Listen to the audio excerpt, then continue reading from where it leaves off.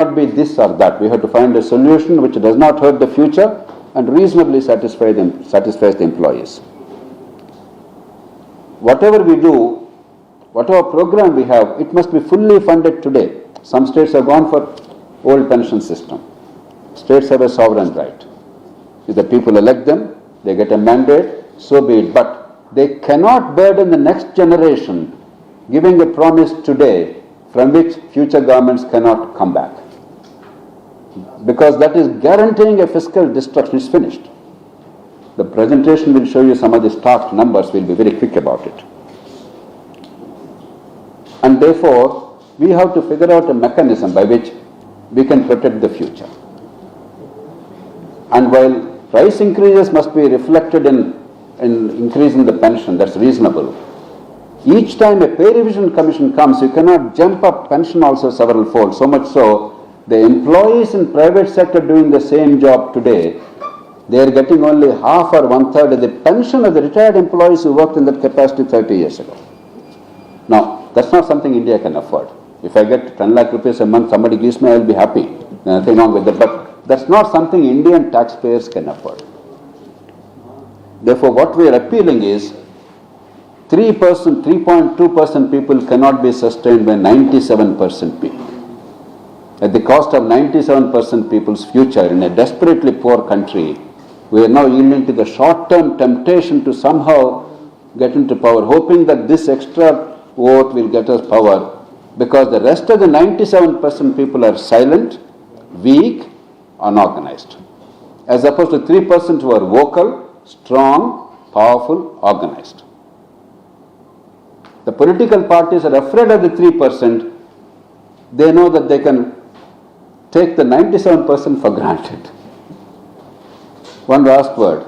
This is different from the short-term welfare measures parties are offering, all kinds of free things. In a poor country, you must mitigate poverty. You must help the poor. And that money is going to a large number of poor people, and in the country overall, the efficiency of delivery of welfare schemes is improving. Earlier, 20, 30 years ago, we used to debate all the time leakages, wastage, etc. But now, because of digitization and other things, states and the union are doing a good job of delivering. And the per capita money given is very small still.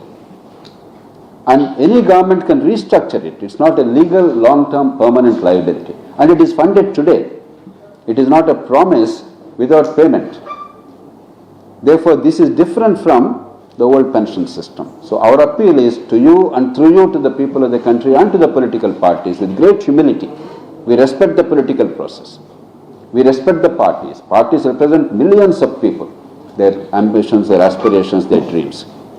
We are not people who would go and abuse political process, elections or parties. We are a democracy. However imperfect we are, we must respect the democratic process. So our appeal is, please look out for the 97% of the people of India. Please do not yield to the demands, unreasonable demands of 3% or 3.2% at the cost of the 97%, because a destruction of India is inevitable. I am not, those of you who know me, some of you may know me, I am not prone to hyperbole. Never in my life. I never exaggerate. So if people who are very sober, who speak in very mild tones, who are totally non-partisan, who have a proven record, if they are saying this, I think we would be wise to listen. If we are conditioned every day about who will win and who will lose in this constituency, and that obviously engages the attention, we reduced all politics to 2020 cricket match. Cricket is engaging, interesting, but it's not life. This is life. In a country where 82% of the people are unorganized sector people, without a monthly wage, whereas a noted, distinguished journalist is getting 2,000 rupees, less than 2,000 rupees a month, we have to have a sustainable method. And that is our powerful plea. We appeal to you, go into numbers, cross-check it, double-check it, talk to any economist of note, talk to significant politicians who held public responsibilities in any political party privately, do your own checking, but please, please let the people of India wake up. The stakes are extraordinarily high. For those of us sitting here, except that young lady and this young man, we won't have another 25 years left or 30 years left. Personally, we have nothing to lose. But the country is going to lose irreversibly. Irreversibly. If this one chance of economic growth and reasonable prosperity for the people of the country, and therefore democratic maturation, that is denied to us, I shudder to think of what will happen to this country, because many of us for a lifetime dreamt of an India where everybody has a chance. The poor can fulfill their potential. We can eliminate avoidable suffering. These are not dreams which are beyond our reach, but we have to act with sense. A very quick presentation of the few slides and then comments from the two experts and Maithili and questions. Yes. Okay, Maithili, I have to be excused. she is in a tearing hurry. Thank you, very Maithili. much, JP, for describing me as a young lady. Thank you. And please believe me that I speak on behalf of all our tribe when I say I think we have a duty to wake people up to the injustice of the entire system. Thank you very much, and please do listen to JP. He's one of the few people we have in the country who has taken a political view for the good of the country. There are very few such people. Thank you very much. Thank you, Maithili. Quick presentation. Who is taking care of that? Very good. Okay, Jawaharlal Nehru, I think there is no better standard than that. Please, next. You see the growth rate, India has a reasonable chance. Politics apart, let's not go into politics. We have a reasonable chance because of 30 years of government's actions and global situation. 6.3, 6.4%, which we could do better hopefully, but that's not bad. Next. Already, this is committed expenditure as a ratio of the state's own resources. Some states are at 206%, that means the tax realization is X, they are already spending more than 2X on salaries, pensions and interest without doing a thing for a citizen. Already. Average is 121%. Some states are 206, 171. And you can see some of the states which are already at 200, 170 background, they are the ones aggressively pursuing or continuing with the old pension system. Himachal Pradesh, West Bengal, Punjab, you can see the list. Next please. If you take the total revenues including Government of India transfers significant amount of money. More than 10 lakh crores in terms of constitutional devolution, another 8 or 9 lakh crores in terms of centrally sponsored schemes. Then, even then it's about 80% or about 63% on average. Some states have reached 84% already now. In a few years' time, they'll be crossing 100% of even this, of the total revenues. Next, please. Union government doesn't have money either. There are many people in the media also and political parties say, Government of India can't give us. Union government is even more bankrupt. This is the reality. If you take the total committed expenditure, that is salaries, pensions and interest rate, and transfers to states, because though the money is raised by Government of India, the money goes and they have no control over the expenditure. Already, you can see union expenditure as a ratio of union's net revenue after centrally sponsored schemes and transfers. Already, union's expenditure is 115% lowest. It went up to 173% during the height of COVID because revenues were low and expenditure was high. Next please. If you take the states, what's happening over a period of time, you may say, no, tomorrow revenues will increase, India will grow, therefore it will not be a problem. Not true. 30 years, from 7.9% of the total resources, the states have now come to 27%, threefold increase as a ratio, taking into account increased revenues, the pension burden alone. If you take out the total revenues from 4.7%, again threefold increase, 14.3%. So even as revenues are increasing, the pension expense is increasing much faster than revenues. None of it is manufactured. Everything is verifiable. You have, I think, in a kit given to you, all this data. Please verify, cross-check. Next, please. Government of India, if you take only from 2004, ever since the new pension system has come into effect, the pension burden has gone up from 7.9% to more than doubled already. This is only in 17 years. Next, please. In 17 years, states, it increased 11-fold in absolute terms. The pension burden of the states together increased in 17 years 11 times. Next please. Government of India in 9 years, for which we have data, it increased threefold in just 9 years. Next please. Other countries, I already explained to you, other countries all have the system. After all, having dignity and security in old age is a very natural thing. But they fund it, they spend 15% except France, which spends up to 21%, but 100%, near 100% people get it, and it's not a burden on the future. Next please. So the same thing in a pie chart. In United States, for instance, per capita income is $70,000. Average pension is about $17,000 annual to Social Security. Whether it's Bill Gates or somebody else, average, this is what they're getting. In India, I already mentioned to you, per capita income is 1,92,000 rupees. Across the country, it is 5,40,000 pension alone, almost 3 times. Some states, 6,50,000. This is the reason why there is so much of a distortion in expenditure. Next, please.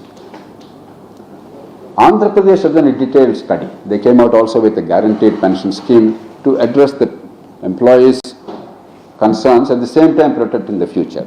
They did a detailed study of what will happen if you take up old pension system. Almost all states will be in the same picture. The other states have not done the study. So this gives us an idea of what is going to happen if you go back to the unfunded old pension system. The first one is, as a share of states' revenues, today it's 121%, it will go to 745%, 7 times. By 2050 it will be 3 times. By 2040 it will be more than doubled. As a share of total revenue receipts, it's already at about 68%? 68. It will go to 120 by 2040, 165 by 2050, 463% of the total revenues, only pension burden, or committed expenditure, salaries, pensions and interest. This is real. None of it is imaginary, except that it will not happen today, this hour. Fiscal deficit, that means basically the money you have to borrow that year because you don't have the money. You are spending more than you have. That is fiscal deficit. You can go into other things, but it's the money you borrow in a year. It's now at 3% because there are fiscal rules. It will grow to be 4.8%, 6.1% if I'm not mistaken. By 2050 it will be 8.1%. Our norm is no more than 2.5%. It must be brought down further. And by the end of the century it will become almost 11%. All this is theoretical. There will be no money. Nobody will lend money. Governments will collapse. Neither salaries nor pensions will actually be disbursed.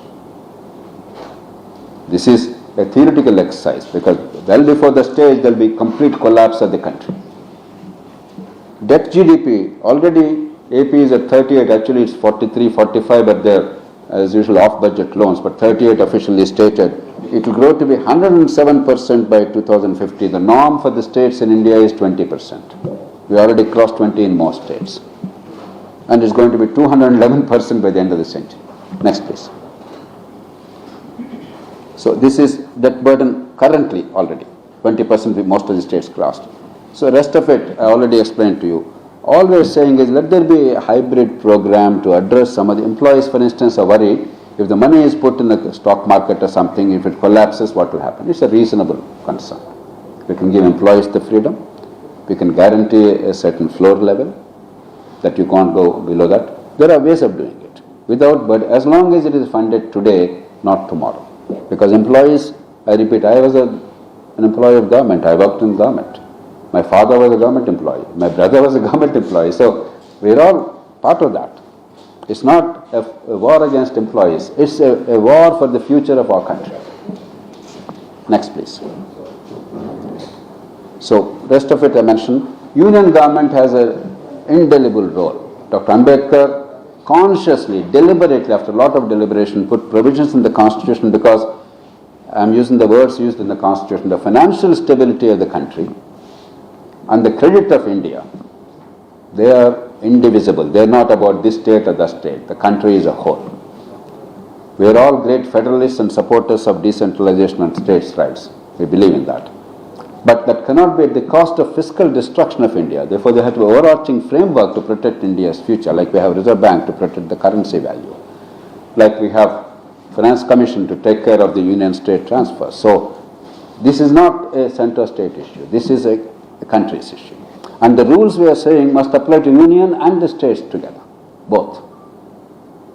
You can't have one rule for the union, one rule for the state. Only one point, broad point we want to make is, whatever is done in line with what we are urging, there must be an independent mechanism. The moment a government in Delhi does it, if Congress is in power in Delhi, non-Congress parties say, no, you are discriminating. If non-Congress, BJP is in power, non-BJP, non-NDA parties, they will complain.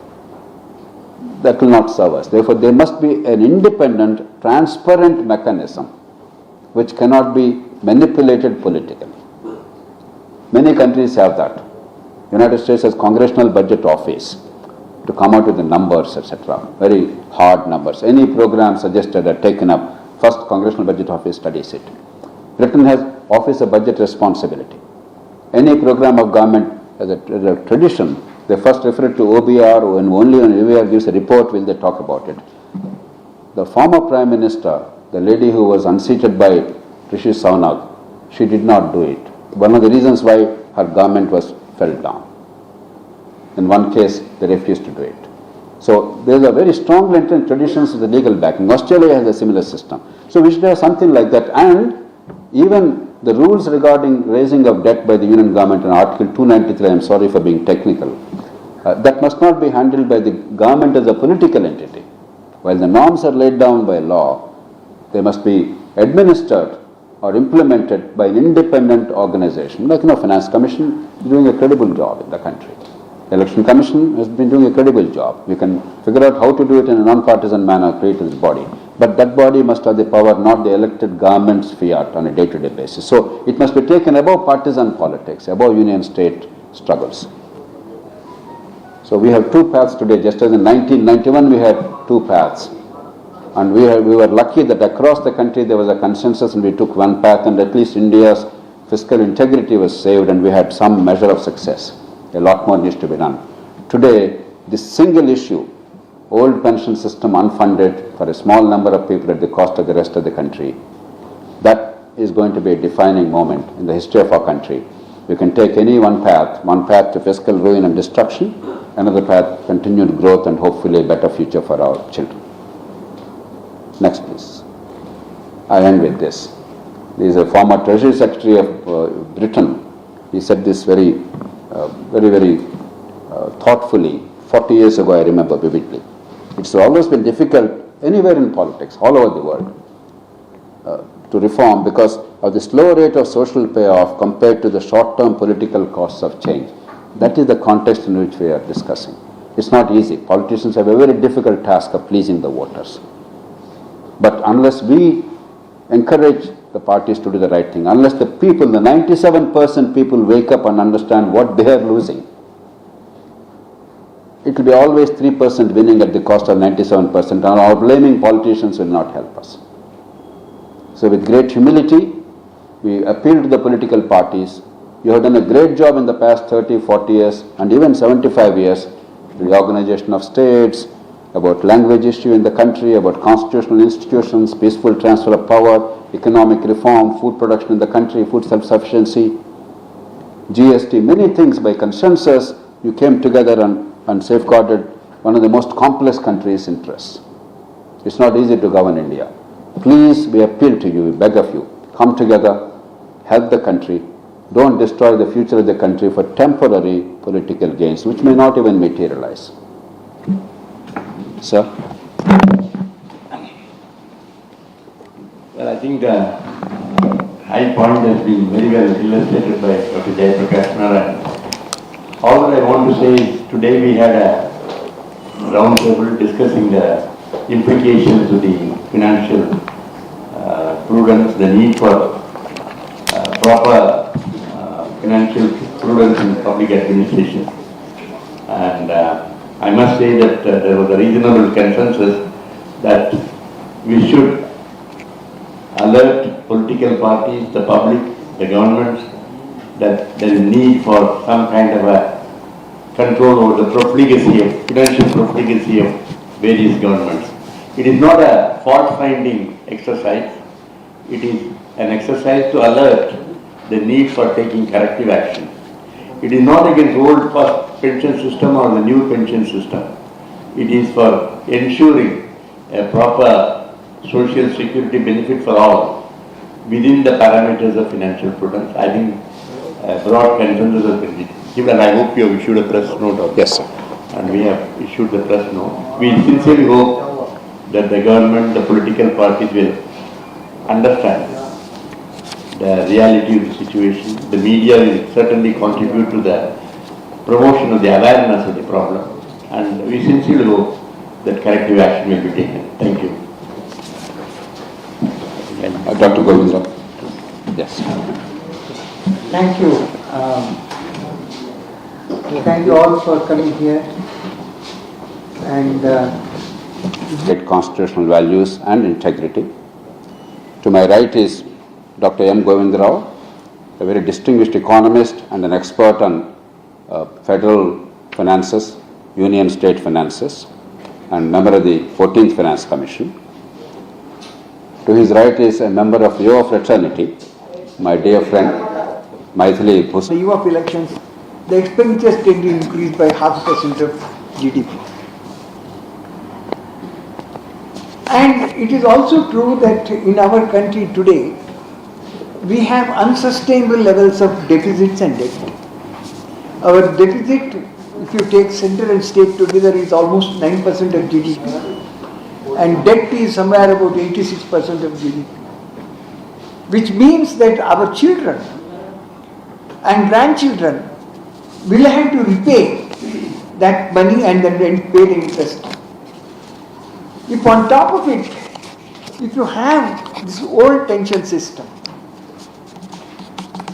which will actually transfer the entire burden to the future generation, we are basically burdening the next generation of the enjoyment that we are trying to do, or these 3% of the employees of the workforce, 3% of the workforce of the employees can do. As a proportional population, it is much smaller.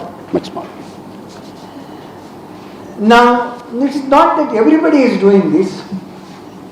There are a few states which have gone into this, and the other states are catching up. There is in one state, if they do announce a series of measures and if a party gets elected to the power, they think that that is the strategy to follow. They don't bother about the future of the country. They simply start advancing the same thing, saying that employees will get a old pension scheme. Rajasthan today has a debt to GSTP ratio of over 40%.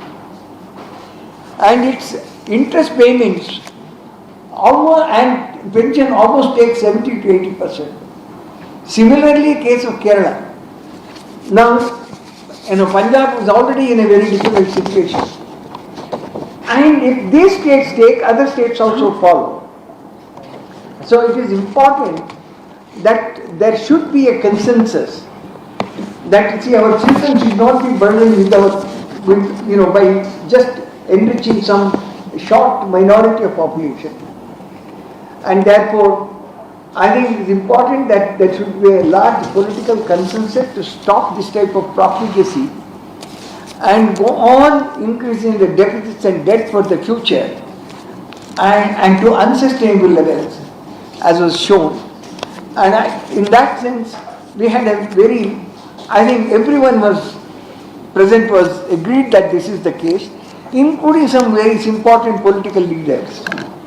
And after having agreed, now we have to find a way of how to go about it. That, in fact, Dr. Narayan mentioned about the Office of Budget Accountability. I mean, we could have an similar institution called the Fiscal Council. The studies in the International Monetary Fund have shown the countries initiating the Fiscal Council have been able to control their deficits and debt in a much better manner, because there is a greater awareness people get to know, there is a much more greater discussion on the issue, and therefore the governments are careful not to really profligate. And obviously this is an important area, and I hope you will all agree with this particular thing, or you will all you will be instrumental in more, sort of having more discussion, so that the political parties come together and resolve this issue and have a consensus on the matter. Thank you. Thank you, sir. You all have received a kit which contains a background note, a fairly 155-page booklet. Then we have a list of participants today and the program that we had. We had also the list of issues which are identified and the questions that were discussed. And I gave you, you also have a press note, and I gave you a broad summary of the discussion and the conclusion today. In addition, just one more thing before I open it up for questions. We appeal to you, not merely for today. It's not about coverage of an event. It's a much, much bigger issue. Maithili told us soulfully what's happening. All of you, all of us are parties to this. This is just not right.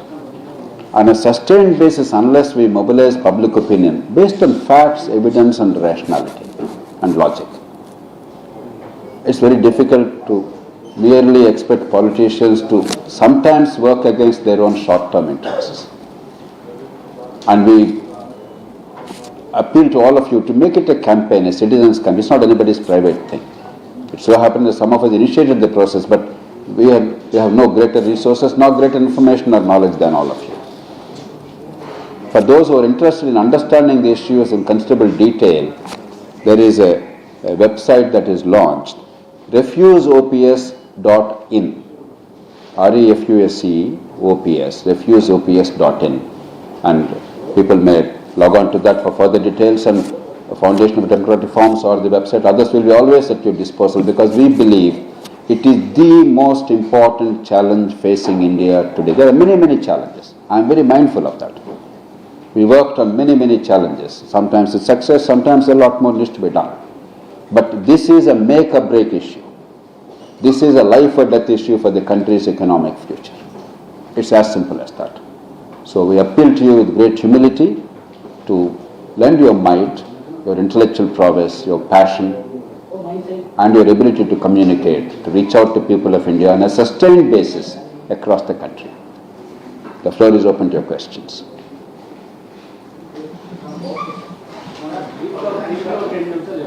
Pardon? ఒకసారి question తీసే చెప్తాను. నేను ఇక్కడికి వచ్చాం కదా మనం.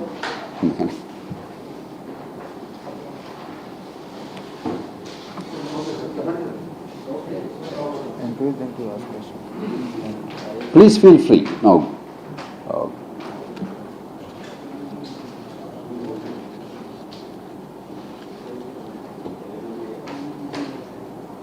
if you don't have any questions, then you can give the contact details. Anything, any clarification you require today or later, please feel free to reach out to us. ఒక తెలుగులో నేను చాలాసార్లు చెప్పాను, నేను పార్టీలకు అతీతంగా ఈవేళ జాతీయ స్థాయిలో ఒక నేషనల్ రౌండ్ టేబుల్ జరిగింది. ప్రజాస్వామ్య పీఠం లోక్సత్తోద్యమం నిర్వహించిన వీటిని ఎందుకు దీన్ని అంత తీవ్రంగా పట్టుబడుతున్నాం?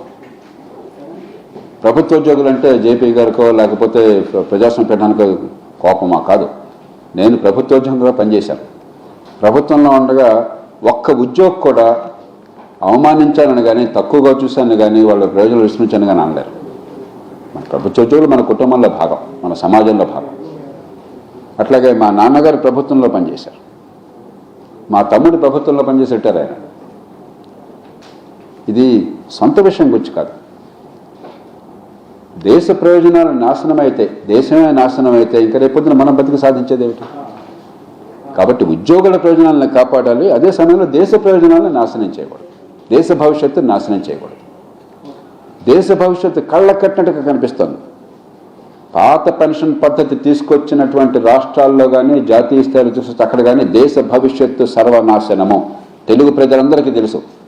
నేను అబద్ధం ఆడను, నిజం దాచను, అతిశయోక్తులు చెప్పను, పరిష్కారం లేని సమస్య లేవనెత్తను. ఆ ధీమాతో చెప్తున్నాను, ఇది ఆత్మహత్యా సదృశ్యం మన జాతికి.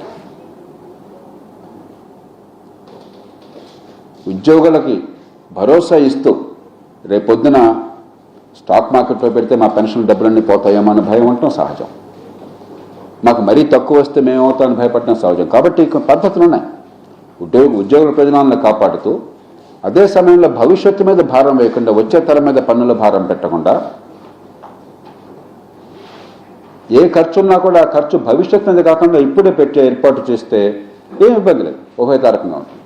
అది సాధ్యం, అది చేయాలి.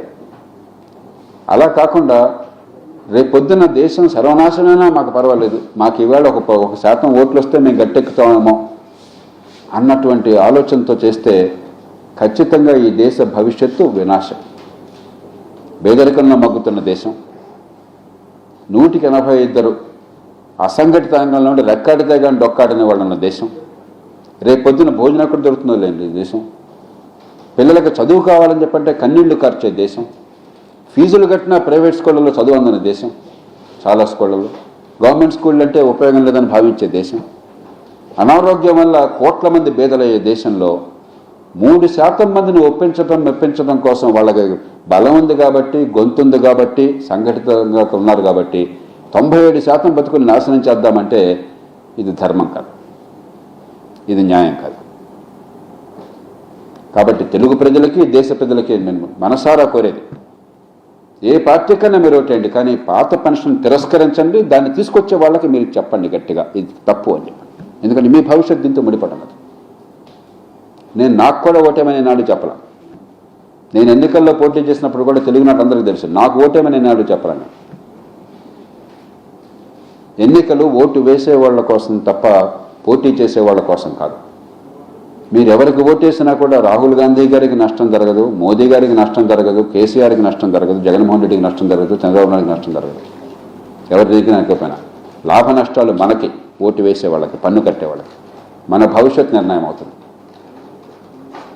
ఇది జాతి సమస్య, ఇది ఒక పార్టీ సమస్య కాదు, ఒక రాష్ట్రం సమస్య కాదు. మిగతా విషయాల్లో మీరు రాజకీయాలు ఆడండి, పార్టీలు కొట్టుకోండి, పోటీ పడండి. ఈ విషయంలో మాత్రం మీరు భేదాభిప్రాయాలు వద్దు, ఏకాభిప్రాయం ప్రకటించండి. ఈ దేశంలో ఎన్నో రంగాలు, ఎన్నో సందర్భాల్లో కలిసి వచ్చారు.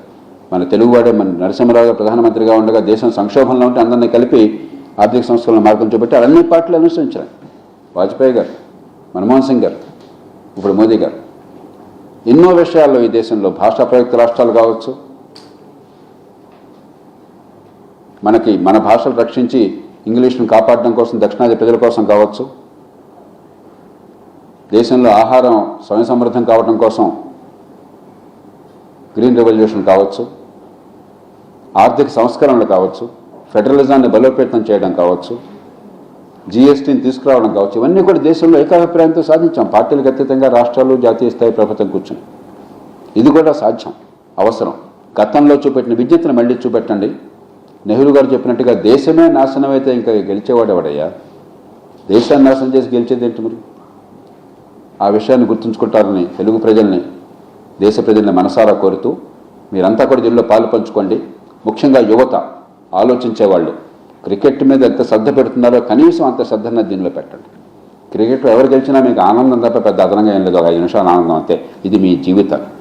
మీ పన్ను డబ్బు మొత్తం నాశనం అయిపోతుంది, మీ భవిష్యత్తు అంధకారం అయిపోతుంది.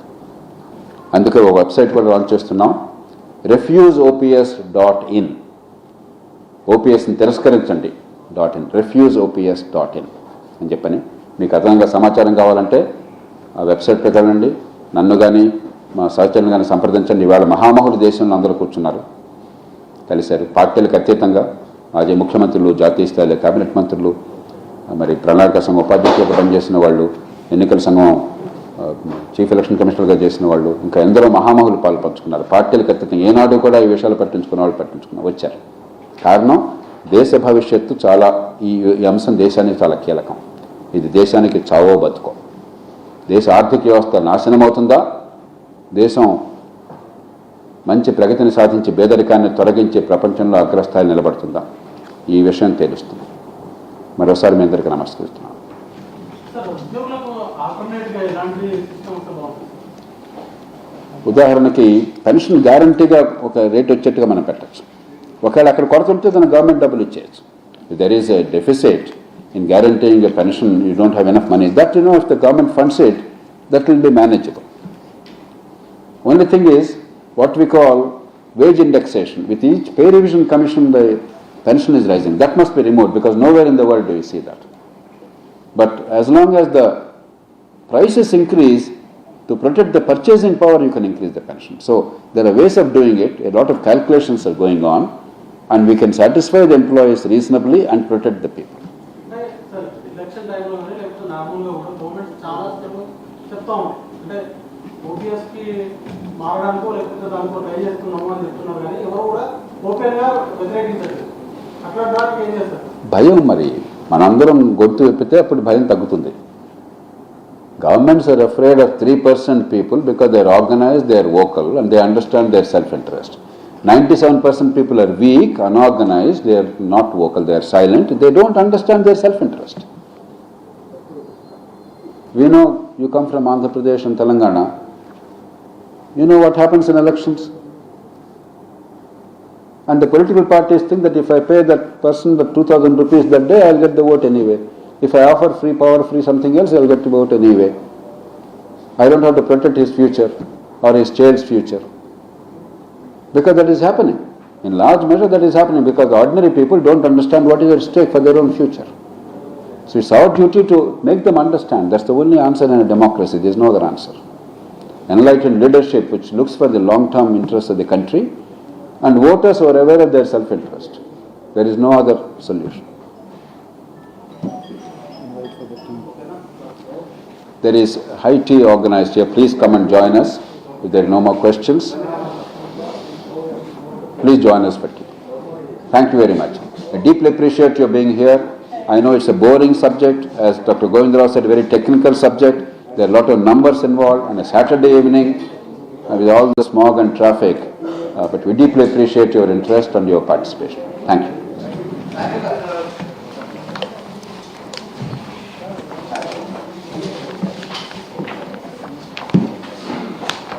Mark, formerly the editorial position in Times of India and later I think Financial Express and later freelance, very dear friend. I'm grateful that she joined us. And to the left here is Mr. Surendra Srivastav, a valued colleague in the Foundation for Democratic Reforms and Lok Satta movement. The reason why we are here with you, I'll briefly mention, and then a brief presentation, and then the distinguished dignitaries here will make a few comments, and then we'll take questions. We believe that India is poised for reasonably good economic growth rate thanks to two factors. The first is successive governments since 1991 have paved the way, built the foundations of infrastructure, better fiscal management, delicensing of industrialization, dismantling the old license permit quota Raj, unleashing the productive energies of the country, promoting competition and choice, and in general enhancing productivity and efficiency in the country. But the second factor, perhaps even more crucial, is global climate is favorable to us. The world is afraid of China and China's rise, whereas they see India as a relatively speaking a soft power, which would be much more conducive to global public good. And we have an opportunity. But this economic growth is not our birthright. It is available, but it's not something that will happen automatically no matter what we do. The reason why in a national roundtable, a group of very eminent experts across the country from a variety of fields, from political leadership, economists, public policy makers, public intellectuals, thinkers, and eminent journalists and editors. We all came together to discuss one impending danger to the country. There are many problems, but some problems are very, very critical, and if we don't address them, India will have no possibility of economic growth in the next 2 or 3 decades. It's as simple as that. It's a matter of life or death for the country. I'll give a brief background, then we'll give a presentation. The government employees of India, they constitute 3.2% of the workforce of India. The total number of employees in government, they constitute 3.2% of the workforce. Their pension burden, pension alone, is taking away 18% of the total government revenues in India. 18% revenues only for 3.2%, only for pension. I'm not talking of their salaries, other things. World over, we have pension systems, social security systems. Typically, 100% of the workers in the country, includes journalists, cameramen, your manufacturing workers in private sector, your service sector workers, everybody. Near 100% of the people get social security or old age pension, but they take away only 15% of the revenues. 15% of revenues and near 100% workers, 18% revenues, only 3.2%. And that's not all. In those countries, that pension is funded. The money is put away by the employee and the employer. In America, we have what is called payroll taxes, 6.2% by the employee, 6.2% by the employer. If it's government, government. If it's the private sector, if it's somebody, private sector. Everybody from Bill Gates to Bill Clinton to ordinary worker to government employee, they all have the same framework. And therefore, the pension is paid not from the tax money, but from the accumulated pension fund. Maithili is telling me, and she must confirm to me, that the grand pension after being a senior editor in very national, eminent in national newspapers, she gets now is 1,000. After 30 years as a journalist, I get a monthly pension of 1,000. After 30 years as a journalist, we're all the same tribe. I get a monthly pension of 1,798. That's all. You know, so that is, I think, the kind of inequity we have in this country. And that is the kind of inequity we have in the country. And I think very few of us are aware of the kind of inequity. As JP said, if you have 3.2% of the population getting 18% of the revenue, and this 1,798 does not come from government coffers. It is coming out of my own contributions that I have made over the years. So I think we are not sufficiently aware of the inequity in the system, which is why JP, I'm entirely here with JP, to arouse the consciousness of the rest of us to say that the 97% of the population cannot allow this 3% to take us for a ride. And I think information is the most important thing that we have. Knowledge is power. In the absence of knowledge, we have no power. So this is JP's job, to give us the knowledge, to empower us to fight for what is our right. So, the grand total of annual pension that she is getting, Maithili is getting, is about 21,000, 22,000. Yes.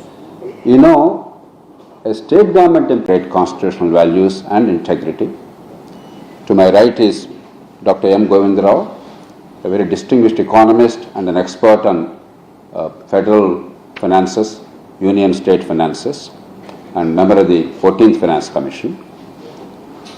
To his right is a member of your fraternity, my dear friend, Maithili Bhusnarmark, formerly the editorial position in Times of India, and later I think Financial Express, and later freelance, very dear friend.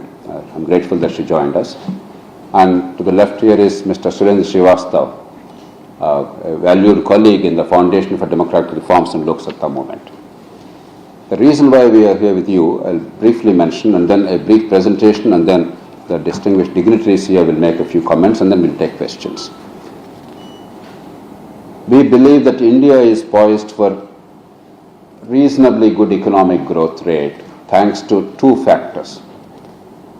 The first is successive governments since 1991 have paved the way, built the foundations of infrastructure, better fiscal management, delicensing of industrialization, dismantling the old license permit quota Raj, unleashing the productive energies of the country, promoting competition and choice, and in general enhancing productivity and efficiency in the country.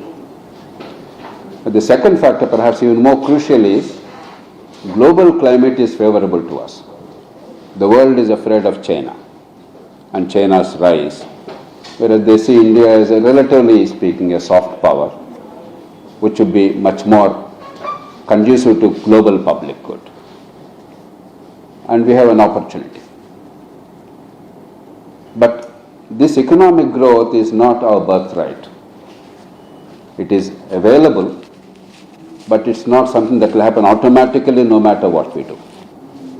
The reason why in a national roundtable, a group of very eminent experts across the country from a variety of fields, from political leadership, economists, public policy makers, public intellectuals, thinkers, and eminent journalists and editors.